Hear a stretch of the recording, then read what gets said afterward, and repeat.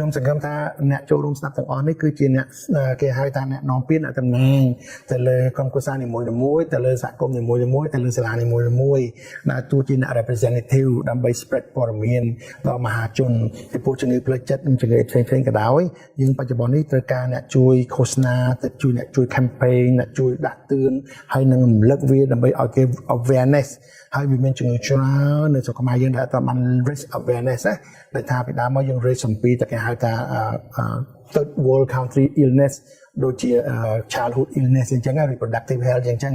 តែ illness ផ្សេងៗដែលទំនើបនិយមនេះដែលគេមានគ្រប់ប្រទេសយើងដែលបានលើកនិយាយណាយើងហាក់បីដូចជាកប់ចោលអញ្ចឹងប៉ុន្តែវាកំពុងតែកើតឡើងគ្រប់សន្ទាប់នៃសង្គមរបស់យើងដែលវាប៉ះទង្គិចដល់ការរស់នៅក្នុងសង្គមការរស់នៅក្នុងសង្គមគ្រួសារហើយនិងការរស់នៅក្នុងសង្គមប្រទេសជាតិទាំងមូលដែលបង្កកើតឲ្យប៉ះទង្គិចផ្លូវចិត្តផ្លូវកាយនិងសេដ្ឋកិច្ចគ្រួសាររហូតរំរាយដល់ការបាក់បែកគ្នាអញ្ចឹងសង្ឃឹមថាក្មួយនីមួយៗដែលបានស្ដាប់នេះនឹងបានផលប្រយោជន៍ឆៃចាប់ឲ្យជាប់ហើយយកក្នុងស្ដីហ្នឹងទៅឃោសនាដើម្បីបញ្ញាអារម្មណ៍ឲ្យប្រជាពលរដ្ឋគាត់យល់ដឹងហើយឮហើយចូលរួមចំណែកខំព្យាយាមឲ្យបានច្បាស់លាស់ខ្លួនឯងដើម្បីមានភាពក្លាហានយល់សិទ្ធិខ្លួនឯងជាអ្នកជំងឺបតបកិច្ចរបស់ដុកទ័រដែលជាទទួលអ្នកជំងឺទទួលសេវាកម្មព្យាបាលគេឲ្យបានត្រឹមត្រូវយើងទទួលសេវាកម្មឲ្យបានថ្លៃទៅនោះហើយយើងត្រូវដឹងច្បាស់លាស់ថែមទៀតតើជំងឺណាយើងត្រូវមានសិទ្ធិដឹងពេលគេធ្វើតេស្តឈាមយើងត្រូវដឹងតែរ៉េសតាហ្នឹងយើងត្រូវតែទទួលបានមិនមែនពេទ្យឲ្យយើងទេណាព្រោះយើងបង់លុយរ៉េសតាហ្នឹងយើងត្រូវតែបានព្រោះពេទ្យត្រូវតែឲ្យឥឡូវឮថាពេទ្យច្រើនអត់ឲ្យទេហើយពេលគេចាក់ថ្នាំយើងត្រូវតែដឹងថាថ្នាំអីគេចាក់យើងហើយបើគេឲ្យថ្នាំអីមកយើងញ៉ាំសូម្បីបកសម្បកក៏ដោយយើងត្រូវដឹងថាថ្នាំអីព្រោះយើងបានបង់លុយហើយយើងជាអ្នកជំងឺយើងត្រូវដឹងថាថ្នាំអីហើយអ្នកជំងឺនឹងត្រូវដឹងថាខ្ញុំកើតជំងឺអីពេលខ្ញុំទៅជួបដុកទ័រព្យាបាលខ្ញុំឲ្យថ្នាំខ្ញុំដូច្នេះហើយគាត់ត្រូវដឹងថាខ្ញុំកើតជំងឺអីបានឲ្យថ្នាំខ្ញុំហ្នឹងហើយថ្នាំនោះថ្នាំស្អីមិនមែនសួរអត់បានឆ្លើយអត់កើតស្ដីឲ្យទេអញ្ចឹងអ្នកជំងឺត្រូវដឹងសិទ្ធិខ្លួនឯងបតបកិច្ចរបស់ដុកទ័រទំនួលខុសត្រូវរបស់ដុកទ័រហើយទំនួលខុសត្រូវធំដុំរបស់ pharmacy មិនមែនលក់ថ្នាំទេគឺផ្ដល់ថ្នាំពោពេញដោយរូបមន្តហើយនឹងគេហៅថាភាពណែនាំផឹកហ្នឹងបើ pharmacy គាត់ទៅលក់តែថ្នាំនេះអាហ្នឹងទៅ drug store វិញកន្លែងលក់ថ្នាំ pharmacy គឺកន្លែងគេហៅថាផ្សំថ្នាំដែលមានវិជ្ជាជីវៈតាមពេទ្យច្បាស់លាស់ញ៉ាំប៉ុណ្ណាប្រហែលម៉ោងម្ដងញ៉ាំមុនអាហារញ៉ាំក្រោយអាហារពេលគេទៅសៀច្បាស់លាស់ញ៉ាំម្ដងមួយគ្រាប់ហ្នឹងប្រហែលមីលីក្រាមមិនមែនមួយគ្រាប់ដុកទ័រសេ10គាត់ដាក់50មិនមែនចឹងទេឲ្យច្បាស់ទៅសេដាក់នៅលើថ្នាំបានប្រជាជនយើងគឺមិនខូចសុខភាពឥឡូវខូចសុខភាពពលថ្លើមខូចប្រមាត់ហើយខូចខួរក្បាលហើយមិនជាធ្វើឲ្យអស់សង្ឃឹមលើពេទ្យធ្វើឲ្យអស់តម្លៃទៅលើអ្នក professional ហ្នឹងហើយធ្វើឲ្យបាត់ទំនុកទុកចិត្តច្រើនណាស់យើងត្រូវតែ star ចេញពីកន្លែងណាអញ្ចឹងខ្ញុំគិតថាថ្ងៃនេះគេហៅថា seminar នេះណានឹងផ្ដល់ផលប្រយោជន៍ដល់សង្គមច្រើនតាមក្មួយទាំងអស់គ្នាដែលជា representative ជំនាន់ក្រោយជួយដាស់តឿនអំពីសុខភាពរបស់ប្រជាពលរដ្ឋរបស់សហគមន៍និងប្រទេសជាតិយើងដែលសម្ដេចគាត់កំពុងតែខិតខំតាមដុកទ័រសប្តាហ៍កំពុងតែខ្នះខ្នែងព្យាយាមខំហត់នៅព្យាបាល COVID នេះឲ្យជានេះដែលទៅនឹងយើងប្រឈមទាំងសេដ្ឋកិច្ចប្រឈមនឹងការព្យាបាលនឹងការរៀបដាលទាំងអីទាំងអស់អញ្ចឹងបើយើងចូលរួមទាំងអស់គ្នាវាល្អប៉ុន្តែបើយើងចូលរួមមានអ្នកខូចអង្គុយយកជើងរាទឹកយើងនៅតែមានបញ្ហាអ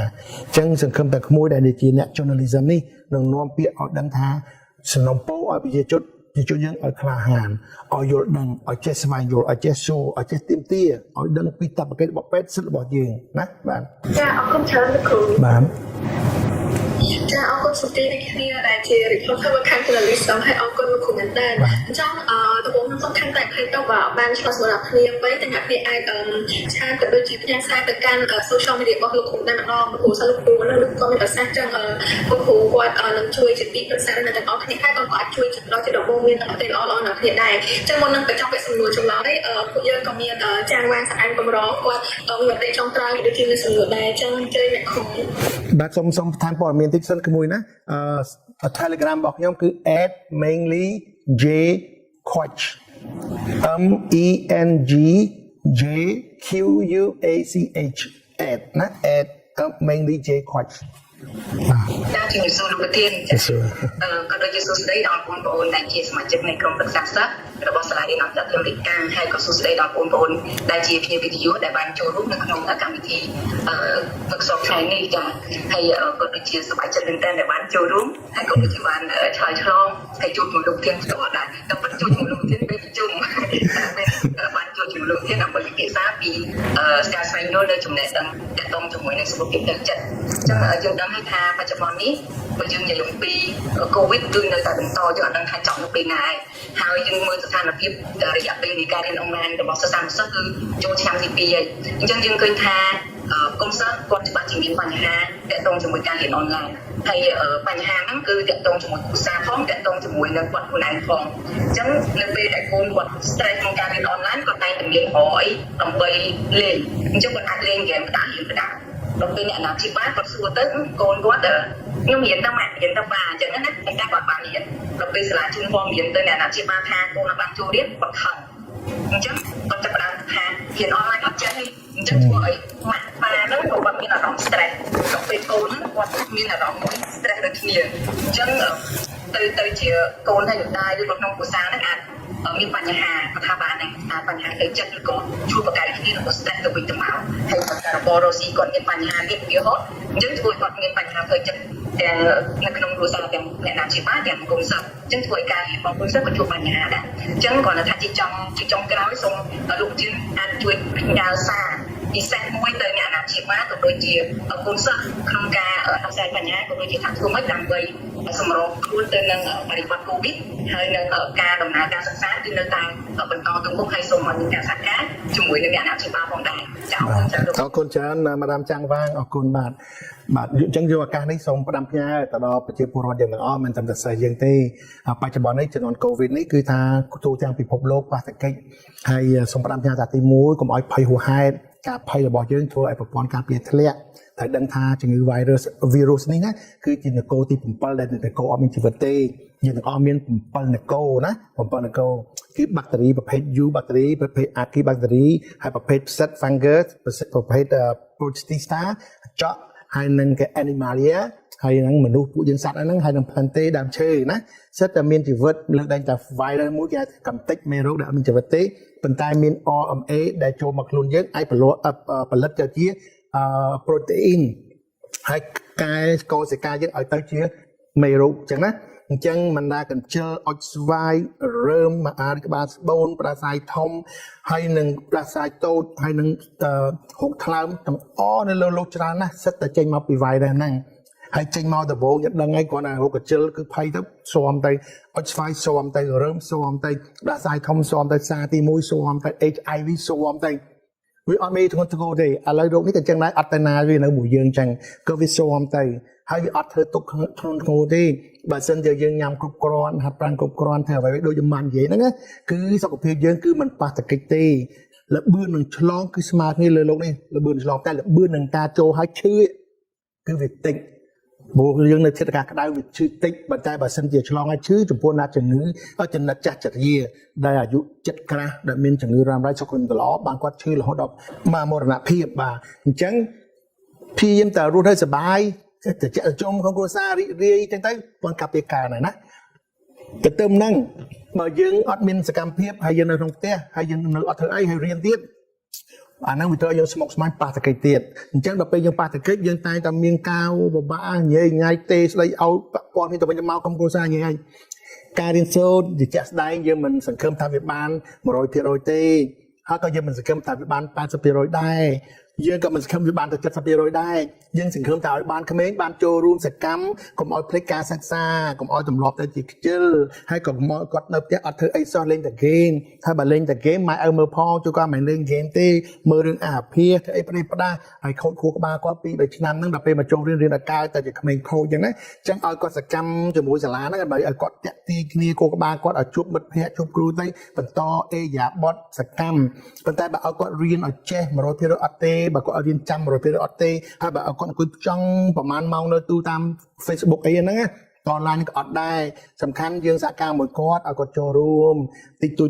ยจับบานปนาโยปานปนาบัตอ๋อปีกำลังกายจะเรียนคอมเพื่อโปรตามสเตติก ក្មេងមិនអាចនៅក្នុងអនឡាញតាមទូយូរទេវាធ្វើឲ្យក្មេងគិតទៅខូចខួរក្បាលហើយចានៅអត់ចេញក្តៅកោសិកាខូចភ្នែកអញ្ចឹងឥឡូវនេះយើងធ្វើនេះស្បាត់ទោសកុំឲ្យទីមួយក្មេងអត់ចូលចិត្តរៀនសោះកុំឲ្យក្មេងភ្លេចសាលាហើយកុំឲ្យក្មេងធ្វើអីប្រៀបប្រាស់ខុសហើយកុំឲ្យក្មេងអត់បានឡើងឋានៈបាទសំខាន់ជាងព្រោះអត់បានឡើងឋានៈនេះអញ្ចឹងតែធ្លាក់គឺធ្លាក់ឯងបើគេមក2ឆ្នាំបើសិនបានចូលរៀនតែខ្លះគាត់ថាបាច់ចូលរៀននេះកូនចាំ COVID ផុតទៅ5ឆ្នាំទៀតមិនដឹងផុតអញ្ចឹងអត់បានអាយុប្រហែលយុ20អត់តាន់ចាប់ឆ្នាំទី9មិនស្រួលអញ្ចឹងកុំធ្វើអញ្ចឹងតិចច្រើនយើងទៅតាមគេតាមឯងទៅឲ្យបានឡើងឋានៈមួយឆ្នាំភ្លេចខ្លួន3ឆ្នាំបើយើងបានរៀនឆ្នាំទី9នៅទី9គេជីតែមួយបាត់ហើយឃើញទេអញ្ចឹងចូលគេឯងទៅឲ្យកុំឲ្យ absent បាទបន្ទុក1កុំអត់ធ្វើមេរៀនហ្នឹងបន្ទុក2ហើយកុំអត់ប្រឡងបន្ទុក3ទាំងអស់ហ្នឹងហើយកុំឲ្យបកកបញ្ហាពីព្រោះយើងតាមអនឡាញយើងមិនបានទាំងជួបគ្នាផងយើងឆ្លោះគ្នាទៀតតែចាស់លុយហើយអញ្ចឹងយកកាំងសនាគ្នារាប់អានគ្នាជួយទៅវិញមកហើយម៉ែឪក៏ជួយខំជួយលើកទឹកចិត្តកូនហើយជួយលើកទឹកចិត្តសាលាហើយជួយលើកទឹកចិត្តគ្រូមិនស្រួលលើក្នុងថ្នាក់ឯណាលោកគ្រូអ្នកគ្រូឪពុកម្ដាយអាណាព្យាបាលទាំងអស់សំទោសបរិញ្ញាអនឡាញនេះវេទនាណាពិបាកគ្រប់គ្រងសិនណាហើយទៅតាមដានលើស1ជា2ហើយត្រូវខិតខំលើស1ជា2ហើយត្រូវចំណាយលុយលើស1ជា2ហើយត្រូវនិយាយទៅពិបាកមិនមែនដូចសាលាមួយចំនួនគេគ្រាន់តែអាត់ឲ្យយកមកមួយនឹងតែបរិញ្ញាគ្រប់ថ្នាក់ចាក់ឲ្យចោលអញ្ចឹងទេយើងត្រូវការចូលរួមចំណែកត្រូវការបញ្យល់ត្រូវការតាមដានត្រូវការត្រូវការបង្កើតមេរៀនត្រូវការអាត់ត្រូវការខិតខំបញ្យល់ច្រើនមែនទែនអញ្ចឹងមានថាធ្វើច្រើន1ជា2បានចំណូលតិច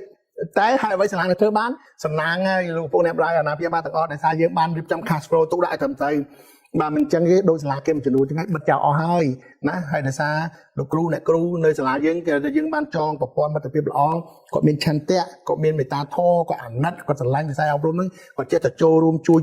ទៅអត់ធ្មត់ទៅជួយមិនប្រាក់ខែបានតិចតួចទៀតជាងមុនក៏គាត់ទៅតែខំដោយសារទឹកចិត្តដោយសារប្រព័ន្ធអប់រំនៅស្រុកខ្មែរយើងការជួយគ្រប់គ្រងខ្លះទៅពីរដ្ឋាភិបាលហើយពីគណៈគ្រប់គ្រងពីទឹកចិត្តលោកគ្រូអ្នកគ្រូពីការខិតខំបោះចាងវាងគណៈគ្រប់គ្រងវាទៅឲ្យសាលាយើងនៅតែទៅមុខនៅតែជឿនលឿននៅតែគ្រាន់បើជាងគេប៉ុន្តែសង្ឃឹមថាសាលាផ្សេងក៏នៅតែបន្តទាំងអស់គ្នាដើម្បីនិរន្តរភាពរបស់វិស័យអប់រំយើងបើអត់មាននិរន្តរភាពទេបាក់ណាគេពិបាកកូនយើងទាំងអស់គ្នាហ្នឹងអញ្ចឹងសំណពរថាមេត្តាអនុគ្រោះពេលខ្វះខាតមេត្តាយោគយល់ពេលអត់ពេញលក្ខណៈហើយមេត្តាចូលរួមចំណែកបើសិនខ្វះខាតមានតែប៉ុណ្្នឹងទេណាប៉ុន្តែកុំឲ្យជ្រុញកូនហួសហេតុហើយកុំឲ្យតម្រូវការសិស្សហួសហេតុសំខាន់គឺថាឲ្យមកចេះមកយល់មកសប្បាយរៀនដើម្បីចេះដើម្បីសប្បាយដើម្បីយល់កុំឲ្យ stress កុំឲ្យវេទនាកុំឲ្យដល់វាយកូនវាយចៅកុំឲ្យដល់ឆ្លោះគ្នាកុំឲ្យដល់មានរោគជំងឺផ្លូវចិត្តអាហ្នឹងអាណិតគ្នាទៅវិញទៅមកអត់បានការទេអញ្ចឹងណាអញ្ចឹងដើម្បីកាត់បន្ថយ stress ផ្លូវចិត្តទាំងអស់ហ្នឹងរៀនផងសប្បាយផងលេងមួយកូនផងហើយទៅតាមរៀនហ្នឹងធ្វើបានប៉ុណ្ណាខំប៉ុណ្ណឹងកុំឲ្យហួសបរិមាណលុយបាក់ទៅអត់បាយទាំងអស់អញ្ចឹងណាហើយមួយទៀតឲ្យតែថ្ងៃឈប់ឡើងធ្វើ barbecue ជប់លៀងមួយកូនទៅជួនកាលនៅផ្ទះខ្លះមិនដែរជប់ជុំកូនចៅផងព្រៃតបាត់កូនបាត់មិនបាត់ទិញបន្លែមកទិញសាច់មកពិកនិកនៅមុខផ្ទះហ្នឹងទៅក្នុងផ្ទះយើងទៅហើយយើងអាំងសាច់ទៅញ៉ាំជប់មួយកូនចៅទៅវាសុបាយបង្កើតសកម្មភាពមួយអ៊ូអក្នុងផ្ទះយើងអញ្ចឹងណាបាទហើយគិតវិជ្ជមានហើយរំពឹងទុកល្អហើយចូលរួមអនុវត្តអ្វីដែលរដ្ឋាភិបាលសំណពរហើយកាត់បន្ថយអ្វីដែលមិនគួរធ្វើណាអញ្ចឹងទាំងអស់គ្នាវាបានផលល្អច្រើនអានេះខ្ញុំគាត់ទៅទស្សនវិស័យរបស់ខ្ញុំទៅចូលរួមចំណែកដើម្បីលើកស្ទួយអ្វីដែលកំពុងពិបាកហ្នឹងណាបើយើងថែមចាក់សាំងលើភ្លើងទៀតវាទៅឆេះហើយតែបើនាំនេះចាក់ទឹកហើយនាំនេះទៅចាក់ទៅជុំនាំនេះចូលរួមចំណែកអាហ្នឹងវាមិនសូវស្មុគស្មាញមិនសូវពិបាកចិត្តហើយគ្រូក៏មិនសូវ stress ហើយអ្នកដឹកនាំចាំងបានទាំងអស់ម្ដាមចាំងបានអញ្ចឹងមើលមិនមែនស្រួលទេណាគេជប់អស់សារៈយើងសកម្មរហូតចាំងបានបាទហើយដល់ខ្លះទាំងនៅផ្ទះមួយឡើងគីឡូបើយើងចុះគីឡូព្រោះធ្វើការហត់អត់មានពេលឈប់ទេណាបាទចូលគាត់ថាសូម្បីតែបុគ្គលិកអត់មានសិស្សរៀនក៏មកធ្វើការនៅ office ដែរព្រោះកិច្ចការច្រើនណាស់ទៅបំពេញអញ្ចឹងណាបាទអញ្ចឹងអរគុណដល់លោកឪពុកអ្នកម្ដាយណាអ្នកអាណាព្យាបាលទាំងអស់ដែលតែងតែយោគយល់ហើយតែតែងតែអនុគ្រោះហើយទៅទៅនឹងមិនដែលអត់បងលុយទេតែចូលរួមបងលុយសាលាមិនបានពេញលក្ខណៈ3តែពួកយើងធ្វើលើស1ជា2ជា3ហើយអញ្ចឹងសូមបងថ្លៃរៀនផងបើអញ្ចឹងទេពួកខ្ញុំអត់អាចទៅបន្តទៅរួចទេនិយាយត្រង់រំពឹងទៅលើលោកឪពុកអ្នកម្ដាយរាល់ថ្ងៃហ្នឹងដែរនៅតែបន្តការគ្រប់គ្រងនៅតែបន្តបងនៅតែបន្តលើកស្ទួយដោយសារទី1អាចថាស្រឡាញ់កូនយើងទី2ថាស្រឡាញ់ស្ថាប័នទី3ជួយជ្រោមជ្រែងវិស័យអប់រំរបស់ស្ថាប័ន ប្រទេសយើងណាបាទចំណុចទាំងអស់ហ្នឹងគឺបញ្ជាក់ថាលោកកំពុងអ្នកដៃពិតជាយល់ពិតជាដឹងហើយពិតជាចូលរួមចំណែកនៅក្នុងការបន្តឡើងភាសាអប់រំយើងអញ្ចឹងខ្ញុំអត់មានអីនិយាយទេមានតែអរគុណដល់លោកគ្រូអ្នកគ្រូទាំងអស់ដែលចូលរួមហើយបុគ្គលិកទាំងអស់ដែលចូលរួមហើយលោកឪពុកម្នាក់ម្ដាយទាំងអស់ដែលបន្តគ្រប់គ្រងគ្រប់ពេលវេលាអរគុណច្រើន ចាអរគុណច្រើនបាទ អរគុណលោកគ្រូខ្លាំងមែនទែនដែលបានប្រសាសន៍ល្អៗនិងក៏ដូចជាពីខ្លះៗដែលជួយដល់ប្រិយមិត្តរបស់យើងហើយចុងក្រោយខ្ញុំក៏អរគុណដល់ប្រិយមិត្តដែរដែលបានចំណាយពេលជុំសប្តាហ៍ចូលរួមការពិធីរបស់យើងហើយយើងខ្ញុំសូមអធិស្ឋានផងបើសិនជាយើងខ្ញុំបានឆ្លើយសំណួរអ្នកនរគ្នាបានគ្រប់គ្នាមែនតើអាចឆ្លើយមកខ្ញុំអាចឆ្លើយក្នុង Telegram ខ្ញុំអត់សួរ បាទលោកគ្រូបាទហើយអ្នកនរគ្នាក៏អាចចូលសួរនៅក្នុង Telegram របស់គ្រូផ្ទាល់ផងដែរហើយជាចុងក្រោយសង្ឃឹមថាអ្នកនរគ្នាជាពីកម្មវិធីនេះនឹងមានចំណេះដឹងល្អៗរបស់សាជាច្រើនដើម្បីជួយអ្នកនរគ្នាជាប្រពីជំនឿបាទលើចិត្តនេះ ចាលោកគ្រូចាលោកគ្រូអរគុណបងទៀតហើយដូចបន្តបានឡើងចឹងអ្នកនរគ្នាអាចឆាតទៅ Telegram លោកគ្រូបានហើយក៏មានក្រុមការងារគាត់បានទៅលេខ account ដូចជា Telegram របស់លោកគ្រូនៅក្នុងអនឡាញ លោកគ្រូសូមផ្ដាំផ្ញើទាំងអស់មួយទាំងអស់គ្នាស៊ូណាខំក្លាហានហើយមានបញ្ហាទាំងអស់ជួយគ្នាណាមិនត្រឹមតែជួយគ្នាទេហើយណែនាំគ្នាហើយបើដោះស្រាយមិនចេញទេមកដល់លោកគ្រូណាលោកគ្រូចំណាយពេលវេលាជួយប្រឹក្សាជួយណែនាំហើយបើសិនជាក្រុមមិនយូរទេឲ្យម៉ាក់ប៉ាដឹងដើម្បីកុំឲ្យលោកគ្រូព្យាបាលទៅខុសច្បាប់គេណាហ្នឹងហើយសង្ឃឹមថាក្មួយនឹងបន្តរៀបចំកម្មវិធីនេះយ៉ាងហោចក៏បានញឹកញាប់គ្រប់នៅចំណុច topic មួយចំនួនដោយអូនមួយលើកមុនរឿង ADHD រឿងស្ត្រីរឿងកុមាររឿងយុវជនរឿងច្រើនណាការ growing up រឿងការលូតលាស់កម្ពស់ដែលហងៃចាញ់បោកគេច្រើនលក់ product អីហ្នឹងណាចង់គាត់ไปស្ដាំចង់ក្រោយថាបើពេញវ័យហើយគឺលេងលូតកម្ពស់ហើយណាកុំឲ្យជឿនចាញ់បោកគេទិញឆ្នាំព្រេបណាណាវាធ្វើឲ្យឆ្អឹងយើងកាន់កំម៉េងកំម៉ាំងខុសប្រក្តីទេអញ្ចឹងញ៉ាំទៅដោះគោហាត់ប្រាណហើយទៅដោះកម្ពស់ហើយណាហ្នឹងហើយយកកម្ពស់ម៉ែកម្ពស់ឲ្យបូកចូលគ្នាមកលោកគ្រូប្រាប់រូបមន្តកម្ពស់ម៉ានយើងបានប៉ុណ្្នឹងឯងគេមានរូបមន្តគេណាហ្នឹងហើយអញ្ចឹងកុំចាញ់បោកគេឥឡូវបន្តលេងហ្គេមសប្បាយទាំងអស់គ្នាហើយនឹងជួបគ្នាវគ្គក្រោយទៀតហើយវគ្គក្រោយបើកចំហសាធារណៈចុះដើម្បីឲ្យមានគេច្រើនដឹងឮហើយដើម្បីចូលរួមចំណែកលើកស្ទួយវិស័យសុខាភិបាលទាំងអស់គ្នាដែលដាក់មកតាមការដឹកនាំរបស់សម្ដេចយើងអញ្ចឹងណាបាទអរគុណច្រើនក្មួយទាំងអស់នេះចំពោះសុខភាពល្អចង់សួរលោកគ្រូថាតើការខិតខំសិក្សារៀនសូត្រខ្លាំងពេករហូតដល់គាត់អត់មានពេលវេលាសម្រាប់គ្រួសារក៏ដូចជាខ្លួនឯងហ្នឹងអាចបណ្ដាលឲ្យមានបញ្ហាសុខភាពផ្លូវចិត្តដែរទេធ្ងន់ធ្ងរយើងការlearn about learn more about less យើងច្រើន about អត់បានការយើងមានប្រព័ន្ធរៀនតិចប៉ុន្តែសិក្សាច្រើនហើយជួនកាលរៀនច្រើនសិក្សាតិចមានតែយើងរៀនកន្លះថ្ងៃប៉ុន្តែចុងក្រោយយើងត្រូវរៀនគួរកន្លះថ្ងៃទៀតចឹងវាពេញមួយថ្ងៃហត់អត់ទេចឹងចំណាយលុយ2ដងខុសក្បាល2ដងរៀនតាមមួយពេលរៀនឲ្យជាក់ស្ដែងរៀនឲ្យពិតយកគំនិតហ្នឹងទៅអានមេរៀនហ្នឹងយកគំនិតហ្នឹងយកពេលវេលាហ្នឹងទៅអានសភៅហ្នឹងមេរៀនហ្នឹងសាវជ្រាវហ្នឹងហើយទៅសិក្សាខ្លួនឯងហើយក្រៅពេលទៅរៀនសាវជ្រាវអានសភៅប្រឡំលោកវិជ្ជាក្រមវត្តសាស្ត្រច្បាប់អស់ហ្នឹងកុំយកពេលវេលាទៅបង់រយរៀនគួរកុំរៀនគួររៀនចេះប៉ុណ្ណាយកប៉ុណ្ណឹង high school គឺមិនមែនកន្លែងដែលវិនិច្ឆ័យជីវិតរបស់យើងទេមិនមែនកន្លែងសន្តានយើងទេតែចាំបាច់រៀនដើម្បីចេះយកចំណេះដើម្បីសុបាយមិនមែនដើម្បីបំផ្លាញទាំងចិត្តទាំងកាយរបស់យើងទេចាំប៉ុណ្ណឹងបានណាមួយរៀនទាំងថ្ងៃច័ន្ទដល់ថ្ងៃសុក្រថ្ងៃសៅរ៍អាទិត្យហើយដល់យប់ទៀតប៉ុន្តែបានតែរៀនមិនមែនអត់បានសិក្សាអត់ចេះទេមានតែមួយថ្នាក់គេឲ្យយើងចំណាយ2ម៉ោងក្រៅថ្នាក់ហើយបើយើងរៀន8ម៉ោងពេញមួយថ្ងៃហើយប្រហែលថ្នាក់វា8ថ្នាក់បើ1ម៉ោងគេឲ្យមួយថ្នាក់បើ8ថ្នាក់វាត្រូវការ9 10ម៉ោងក្រៅថ្នាក់ចឹងបើយើងអត់បាន6 10ម៉ោងក្រៅថ្នាក់យើងរៀន8ម៉ោងគឺឲ្យបោះចោលទាំងអស់អញ្ចឹងយើងអត់រៀនទេយើងគ្រាន់តែតែទិញហើយ glance បើមើលទេអាហ្នឹងវាបំផ្លាញស្តិអារម្មណ៍យើងវាបំផ្លាញកលសិកាយើងវាបំផ្លាញបញ្ញយើងវាបំផ្លាញភាពភ័យរបស់យើងហើយវាបំផ្លាញភាពបាក់ស្បាតរបស់យើងបើស្រុកខ្មែរយើងនៅបន្តប្រព័ន្ធហ្នឹងតារាណាយើងប្រព័ន្ធហ្នឹងទៅតែបន្តយើងមិនដូរយើងមិនកែច្នៃយើងនៅតែចាញ់ប្រៀបគេមកជីវិតហើយយើងបានជាប់ល្បី1 2មោទនភាពចំណាំមកប្រទេសអាហ្នឹងខ្មាស់គេផងខ្លួនឯងទេរៀនពិតគឺរៀនពេញមួយថ្ងៃ8ដល់ម៉ោង3សៅរ៍អាទិត្យសម្រាប់ដើម្បីកីឡាដើរលេងជួបជុំក្រុមគ្រួសារសប្បាយកំសាន្តខួរក្បាលហើយល្ងាចឡើងគឺដើម្បីកីឡា extra curricular activity ដើម្បីកសាងឲ្យលូតលាស់ឃើញក្មេងយ៉ាងអស់ចិត្តទឿទេអត់កីឡាអត់ហាយទឹកមានពេលអត់ទេហើយមានពេលទៅជួបជុំគ្រួសារអត់លីងៀតឃ្លាតឆ្ងាយហើយនឹងមានពេលចូលក្នុងសង្គមឲ្យដឹងពីអ្វីទៅគេហៅ life skill ឲ្យ អត់មានពពុះគ្មានពេលវេលាទៅចូលរួមសហគមន៍ឲ្យមានទឹកចិត្តបរិសុទ្ធបរិច្ចាគហើយដើម្បីយល់អត់មានដូច្នេះវាបញ្ហាកន្លែងហ្នឹងក្មួយគ្មានអ្នកណាគេដែរសួរយើងថាយើងរៀនចប់ high school ណាបានបន្ទុកម៉ានេះមកជីវិតនេះគ្មានដែរលោកណាសួរទេគេគ្រាន់ចង់ដឹងថាយើងបានបញ្ញាបត្រឬអត់នៅសាលាណាប៉ុណ្្នឹងទេហើយសូម្បីតែធ្លាក់ high school ក៏ដោយចាំឲ្យច្បាស់បើលោកគ្រូខុសចាំឲ្យច្អល់ក្បាលលោកគ្រូកុំរៀនជាន់ថ្នាក់ឡើងវិញកុំរៀនដប់បើថ្នាក់ទី12ធ្លាក់កុំរៀនឡើងវិញទៅមុខទៀតក្មួយអីរៀនឡើងវិញក្មួយបំផ្លាញអនាគតបំផ្លាញទឹកចិត្តបំផ្លាញអារម្មណ៍ហើយបំផ្លាញពេលវេលាទៅមុខទៀតមកកលៈគេមិនឲ្យថយក្រោយទេសំបីខាតមួយឆ្នាំគេអត់ខ្វល់ឯងរៀនធ្លាក់ជាប់ high school គេឃើញបញ្ញាបត្រលឹកគេថាឯងរៀនជាប់ហើយអញ្ចឹងខំនឹកមើលណាជំនួសបង្កប់ទស្សនិកជនយើងក៏បានជួបថាតាទីអារម្មណ៍ជាកន្លែងដែលគួរទៅដើម្បីតាំងសមាធិពេលពិបាកចិត្តដែរនឹងទេកន្លែងច្រើនណាស់យើងអាចទៅក្នុងតាំងសមាធិប៉ុន្តែតាំងសមាធិដល់តែយើងយល់បើយើងអត់ចេះយល់ទេយើងនឹងអង្គុយសម្ោតតូចចិត្តលងលុយខ្លួនឯងពិបាកលើដើមទៅសមាធិមានកន្លែងបរិយាគេមានគ្រូគេមានកន្លែង center គេដែលគេបរៀនយើងពីតាំងសមាធិពិតប្រកបបើយើងគ្រាន់តែទៅតាំងសមាធិខ្លួនឯងអញ្ចឹងជួនកាលយើងទៅអង្គុយលាក់ខ្លួនទេហើយលើអង្គុយទៅស្រួលស្ងាត់ទេមកវិញគឺបាក់ចិត្តលើដើមអញ្ចឹងណាបា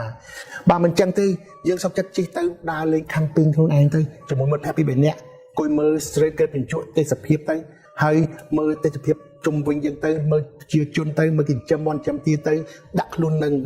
down to earth ជាមួយប្រជាជនទៅហត់មើលទៅស្ទូចថៃទៅហត់ទៅកំសាន្តទីទូអីទាំងទៅ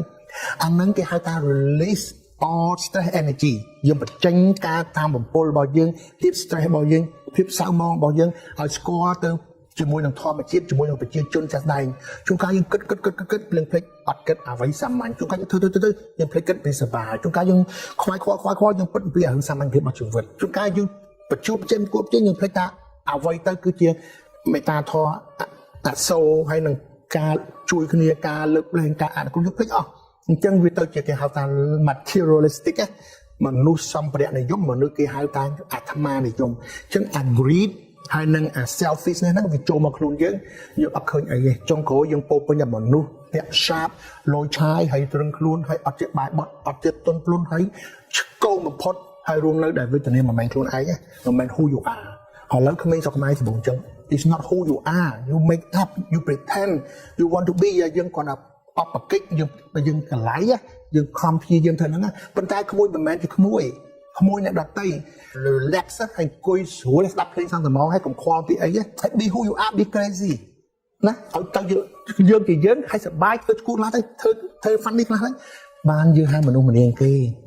បើក្មួយឯងគឺថាប៉ិតព្រៀងតឹងតែងគួយតែរៀនគួយតែធ្វើគួយតែរៀនគួយតែម៉ត់ចត់អាហ្នឹងក្មួយ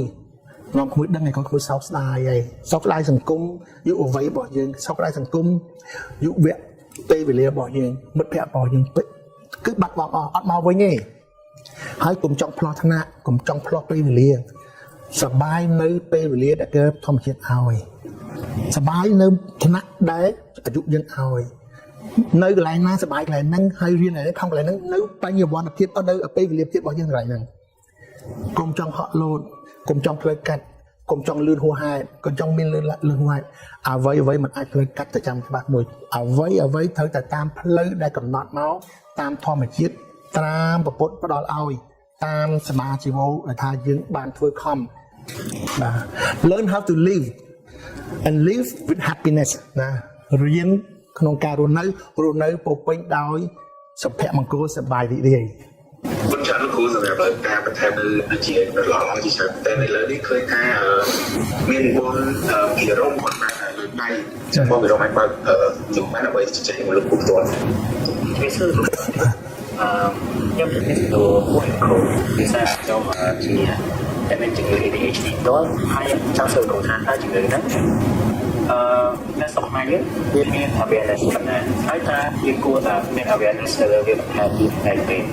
ហើយផលប៉ះពាល់វាទៅជាផលប៉ះពាល់របស់ជំងឺ ADHD ក៏វាមិនទៀតដែរវាមកយើងមកជាបាលវិញទៅយើងអាចមានបញ្ហាផ្សេងៗនៅក្នុងជីវិតរបស់យើងដំណើរជីវិតរបស់យើងតែលោកគិតតែចំពោះជំងឺ ADHD នេះហើយថា awareness គឺយើងចង់មានតំណែងគឺមានគឺ ជំងឺ ADHD និងជំងឺផ្លូវចិត្តផ្សេងៗទៀតតាំងពីខ្ញុំមកស្រុកខ្មែរសុំទោសខ្ញុំអត់ដែលមានលឺណាគេលើកទេហើយវាច្រើនជំងឺដែលខ្ញុំអត់ដែលលឺមានណាលើកវាហាក់បីដូចជាថ្មី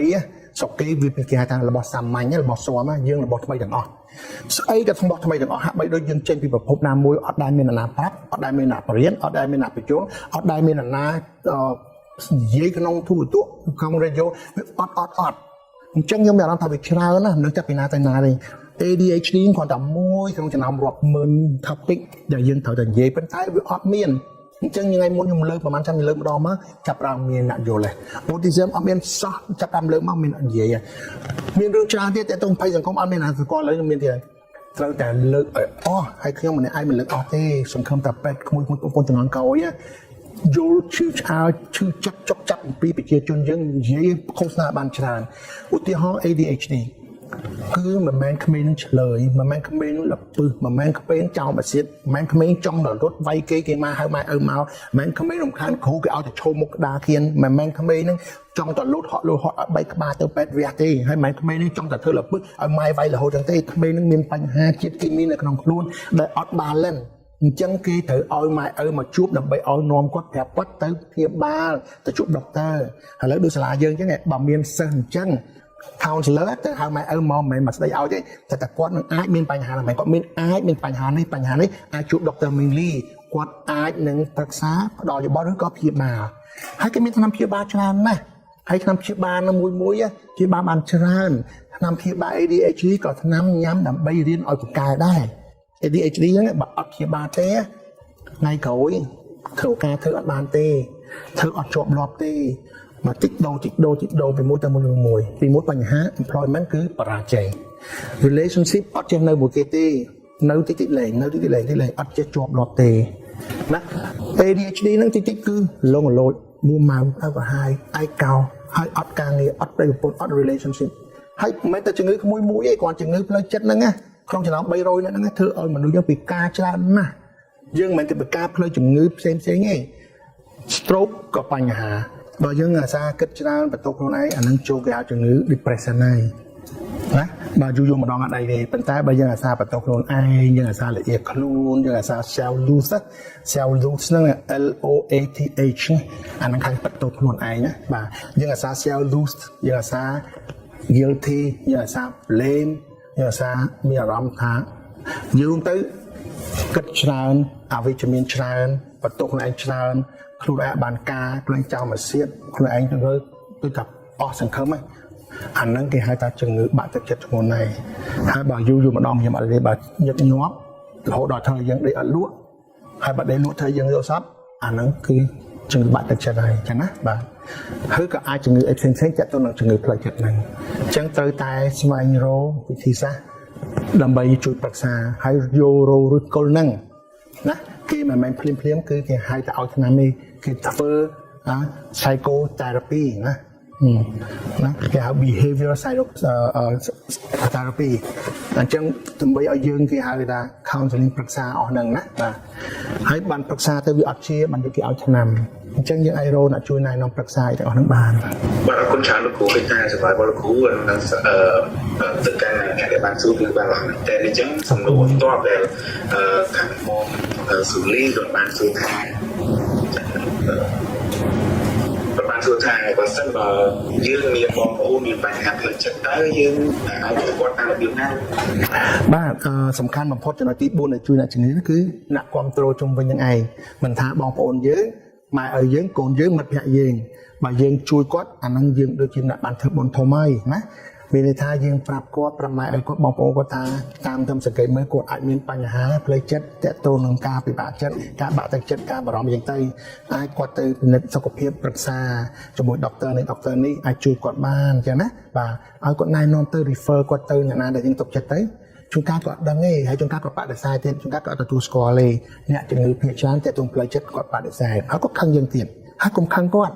បើយើងខឹងគាត់យើងឈឺដូចគាត់ថ្ងៃតែសារគាត់មានបញ្ហាផ្លូវចិត្តណាបើគាត់មានអីយ៉ាវ៉ាកាប់គេយ៉ាងអញ្ចឹងហើយជួបភាគច្រើនគាត់អត់ងាយមកទេអញ្ចឹងមកគេទៅការបងប្អូនជុំជ័យ support គាត់របស់ខ្លាំងណាស់ជាងគាត់អូគាត់នាំគាត់ទៅជាពិសេសបើពេលគាត់វែងខ្លាំងចូលdelusional psychotic schizophrenia ហ្នឹងណាគាត់លេងទៅហើយតោះតែយើងនាំគាត់មក ណាបាទ ខ្ញុំសូមសួរថាបើសិនជាមានក្មេងម្នាក់គាត់មាន personality ដូចថាឆាប់ខំឆាប់ពោលមកឆាប់អត់ចិត្តពីកំណើតហើយគាត់ធ្វើឲ្យគាត់មាន guilty ដែរក៏ប៉ុន្តែនៅពេលដែលគាត់ទៅសាលាគាត់មានមិត្តភ័ក្តិគាត់លេងសប្បាយចឹងទៅអាមជ្ឈដ្ឋាននោះអាចជួយកែប្រែ personality របស់គាត់នឹងបានហើយអាហ្នឹងគឺមិនមែនជាធម្មជាតិទេគឺគាត់បានគេ abuse physically or mentally the way គេអាចថាគេបានគេធ្វើបាបគាត់ក្នុងក្រុមគ្រួសារហ្នឹងពីក្មេងទៅពីទូចមិនថារាងកាយផ្លូវចិត្តអីទេអាហ្នឹងធ្វើគាត់មានបញ្ហាផ្លូវចិត្តហ្នឹងឧទាហរណ៍មួយថា